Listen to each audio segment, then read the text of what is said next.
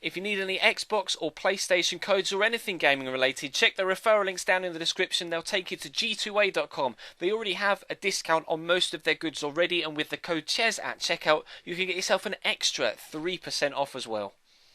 Hey guys, how is it going? Ches back again, and not only am I back again, the Chelsea career mode is back again. Technically, this is episode number 57, so if you're watching this via the playlist and you've just been working your way through the series, then it won't really be too much of a gap for you between the previous episode and this one, but it's actually been a full 6 months since we were using this save, since we were uploading this save onto YouTube. I haven't advanced any further since I last saved this on the 8th of December, so this episode is just going to be a quick roundup, I guess, or not necessarily a roundup, more of a recap of where we've gotten so far, because the channel has actually almost trebled in size since we last played this save. Now, I'm actually going to get to it in the background as I'm recording right now. I will put the picture of the vote that obviously went up over the last couple of days to, decide whether you guys wanted to see episode number 3 of the Inter Milan series or episode number 3 of this series. It turns out you want to see episode number 3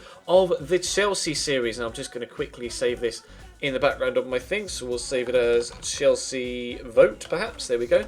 And as you can see, Chelsea Season 3 got 2,798 votes compared to the 899 of Inter Milan Season 3. So very one-sided was the decision. And if you have previously seen any of this series, then I know a lot of you are eager to see it come back. And a lot of you are eager just to get involved with this Chelsea series. I will only be doing one more season here as a maximum.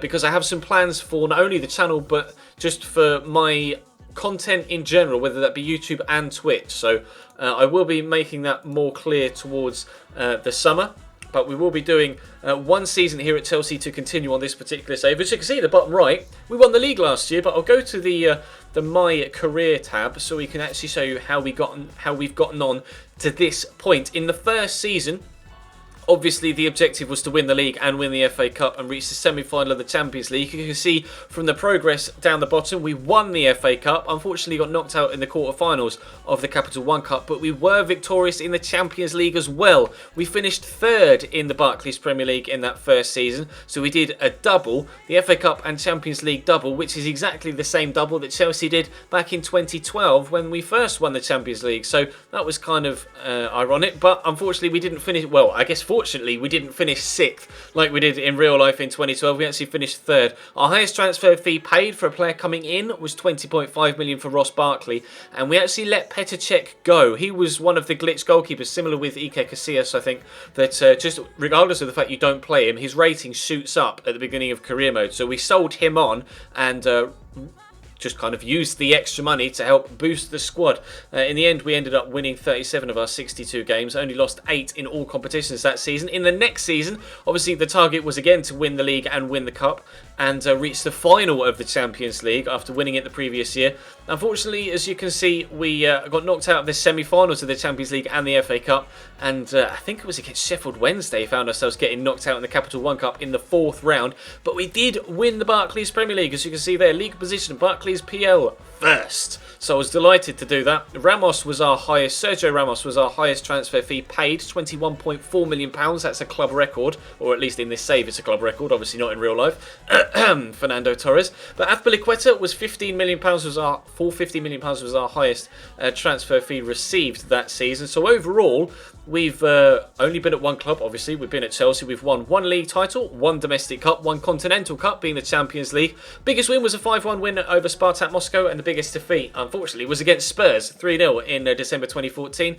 We've earned personally from wages $3 million. We're only on 30 grand a week, which is rather poor, to be completely honest, but we've played 122 games, won 74 of those, drawn 33, lost 15, scored 232 goals, and conceded 116. So overall, we've been pretty successful here so far. 3 trophies in 2 years with Chelsea. We've got so much money here in the transfer budget to go over to the next season. What I'm going to try and do is actually do what I did with the Career Mode Road to Glory, where I give this money, put it all in the wages, offer someone or 2 or 3 players that I want to get rid of ridiculous contracts, and then try and move them on in the next season. I'm not sure whether that'll work. We'll have to give it a go. I may have to reload the save a couple of times to try and actually get it to work when I go from season to season. But that is the plan, just to try and maximise the amount of funds we have for next year. This is my starting lineup at present, with Thibaut Courtois in goal, Ricardo Rodriguez at left back, Sergio Ramos and Gary Cahill at centre back, with Dani Carvajal at right back. Obviously playing my favourite 4-2-3-1 with Cesc and Matic holding,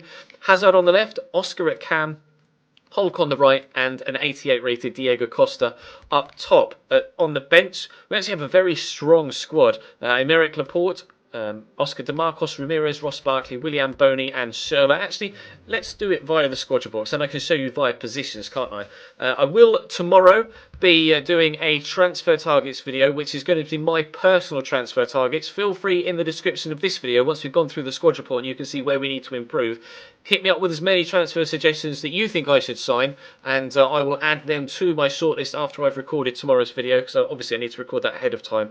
With this one going up on Monday, I need to make sure I've got one ready for Tuesday as well. But then for Wednesdays, we can start going after your transfer targets as well as my own. Goalkeeper wise, we've got Courtois and Diego Lopez. Pretty sure I'm going to let Diego Lopez go, to be honest, so he's probably going to be one of the players that gets the extra wages, and I'll try and sell him on for a decent fee. We paid 14 million for him. Probably recoup most of that, to be completely honest.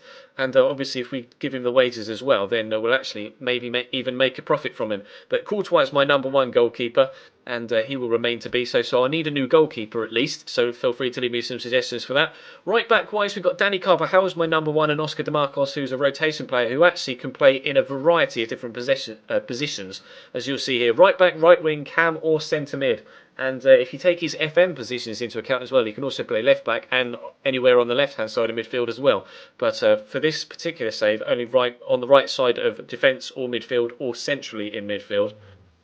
More of a utility player, but obviously Dani Carvajal's my number one right back, so I don't think I need a right back right now. When it comes to centre backs, we have Nathan Ake, who's been out on loan. He's now 74 rated.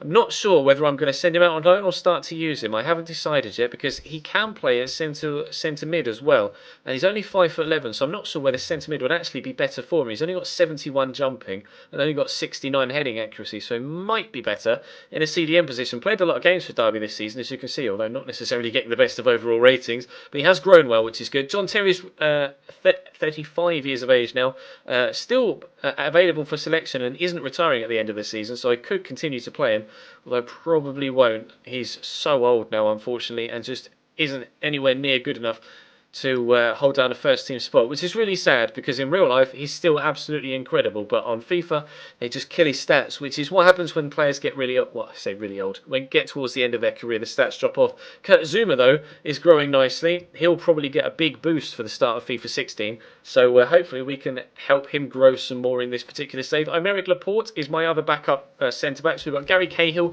who's now 30, and his stats might start to drop, so I may try and replace him as well. Haven't yet decided, but Sergio Ramos is obviously going to be my number one centre back. He's also 30, but obviously he's 89 rated, so he's a lot better than Gary Cahill. And then we've got Laporte, who's the youngster, Ace 22, Kazuma, who's 21, and then JT and Nathan Ake. Left back wise, still got Felipe Luis and Ricardo Rodriguez.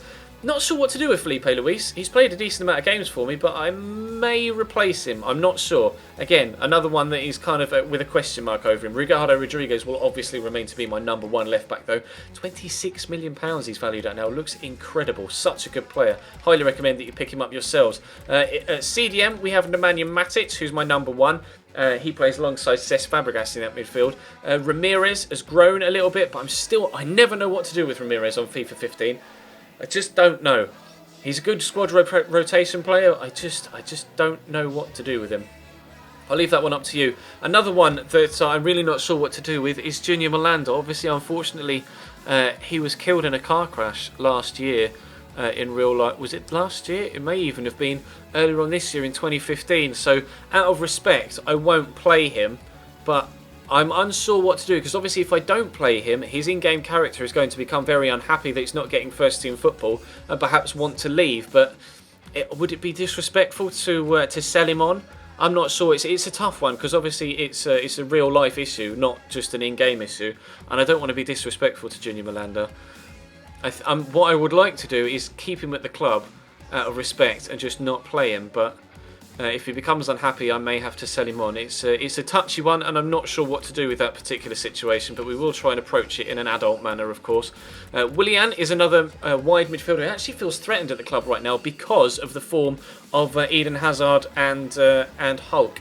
But you'll see Hulk a little bit later on. Cesc Fabregas is obviously my other central midfielder that I play alongside Matic. Van Ginkel is a player I, again, don't know what to do with. I could sell him on, I could keep him and use him in a rotation position. I'm really not sure. Just McEachran and Ruben Loftus-Cheek will probably either get sold on or sent back out on loan, again, depending on how many spots we have free in the squad, because obviously you can have a maximum of 42 players. Eden Hazard is 89 rated now, valued at close to 40 million. 9 goals and 9 assists for him last season. He looks still extremely good and will obviously remain to be a number 1 player. Andre Schürrle, on FIFA 14 he was unbelievable for me, and on FIFA 15 he's been just as good. So I'm probably going to keep Andre. With his acceleration of strength have gone down, but that might be because he had an injury at the end of last season. I cannot remember. Like I say, it's been over 6 months since I've done this save. When it comes to Cam, we have Oscar, who's my number 1 at present, and then 2 rotation players, Ross Barkley, who obviously is Ross Barkley, so you guys will know a lot about him. Those of you that are new to the channel, or newer to the channel, won't remember this guy, Ashley Posher. He came up through the youth system, 17 years of age. He's now rated at 78. And if I scroll across here, he's not only got the dribbler trait, he also has 5-star skills as well. He's 6 foot tall, got the dribbler trait, and actually scored 6 goals and got 7 assists last season, which is pretty similar to Ross Barkley. So I'd probably play Prosser over Barkley now. I'm really not sure when it comes to him. He was the first original kind of scout future star that I ever got, and I'd be very keen on helping him improve over the next few seasons. So we'll try our best, or over the next season. Of course, I am planning on only doing 1 more here at Chelsea. Lewis Baker and Torgan Hazard will probably get sold, to be completely honest. Torgan Hazard is decent, but he hasn't grown in this series like he has the potential to, so I will probably sell him on.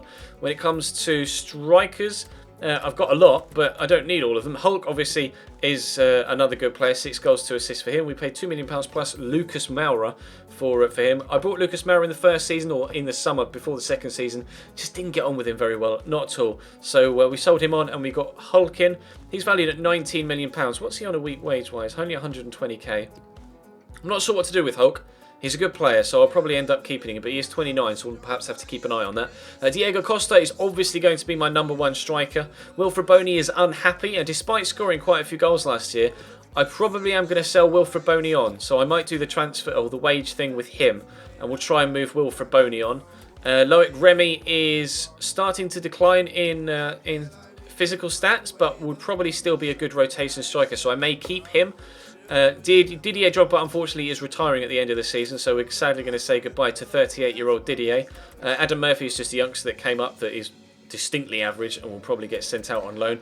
Fernando Torres, I love Nando, you guys know I love Nando, but he will get sold if he comes back from Milan at the end of this season, which he should do because it was a 2-year loan deal initially, because this save was obviously created at the very start of FIFA 15 before the deal to take him to Atletico was actually in place. So he should come back from the 2-year loan deal at Milan for next season, and Izzy Brown will go back out on loan or be sold.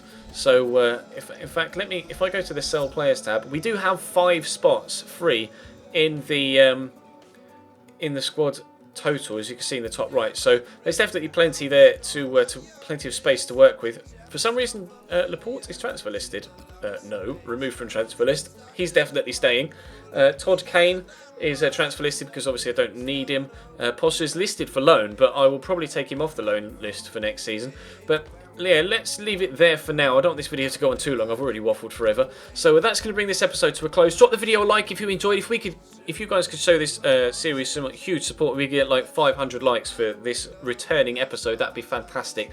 Let me know all of your suggestions for transfer list suggestions and options in the comments section down below, and I will sift through them over the next couple of days, whilst also putting together my own transfer targets list for tomorrow. And I will try and maximise the amount of money we have for the next season by trying to do the wage thing. So that will bring today's episode to a close. Thank you very much for watching. There'll be Career Mode Road to Glory later on tonight, so check that out at 8 PM. Obviously, I'll be streaming on twitch.tv/Chesnoy Gaming tonight as well, so check all the links in the description to my Twitch, to my Twitter, Instagram, Facebook, and to my sponsor G2A. But for now, thank you very much for watching. Hopefully you're excited at the return of Chelsea. I definitely am, and that will bring today's video to a close. Ta for watching, and I'll see you later.